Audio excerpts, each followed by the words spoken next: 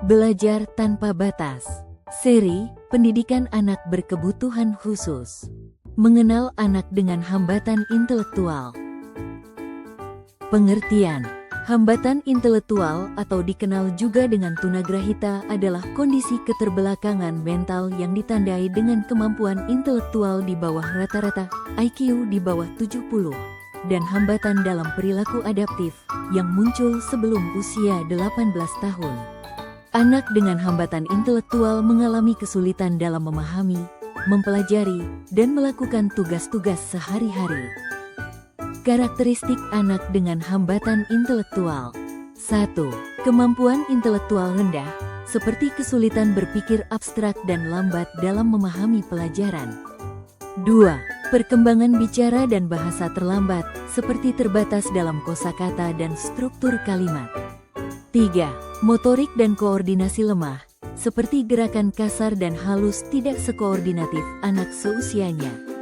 4. Hambatan sosialisasi dan emosi, seperti sulit memahami norma sosial dan cenderung bergantung pada orang lain.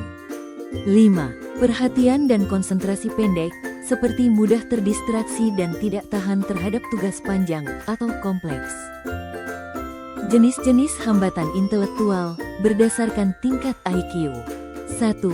Hambatan intelektual ringan, debil. Rentang IQ antara 50 sampai 70.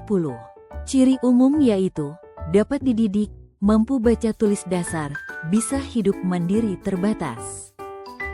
2. Hambatan intelektual sedang, imbesil.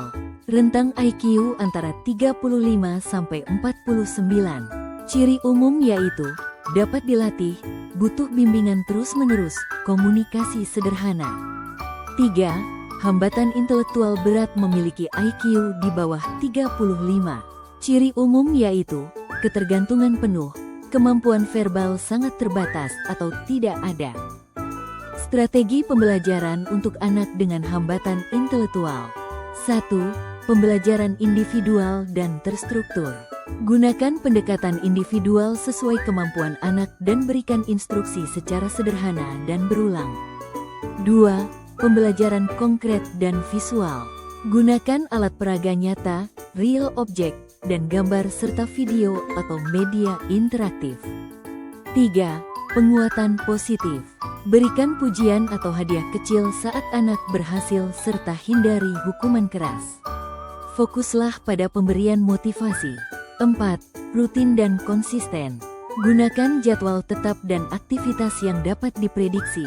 Ulangi pelajaran secara berkala agar anak terbiasa. 5. Pendekatan fungsional. Ajarkan keterampilan hidup sehari-hari seperti menyikat gigi, mengenakan pakaian, dan mengenali uang. 6. Kolaborasi dengan orang tua. Libatkan orang tua dalam proses pembelajaran dan berikan panduan pembelajaran sederhana untuk di rumah.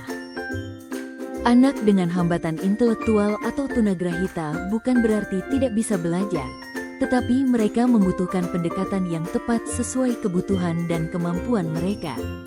Dengan strategi yang sesuai dan kesabaran, mereka bisa berkembang secara optimal dalam lingkungan yang mendukung. Belajar kapan saja dan di mana saja.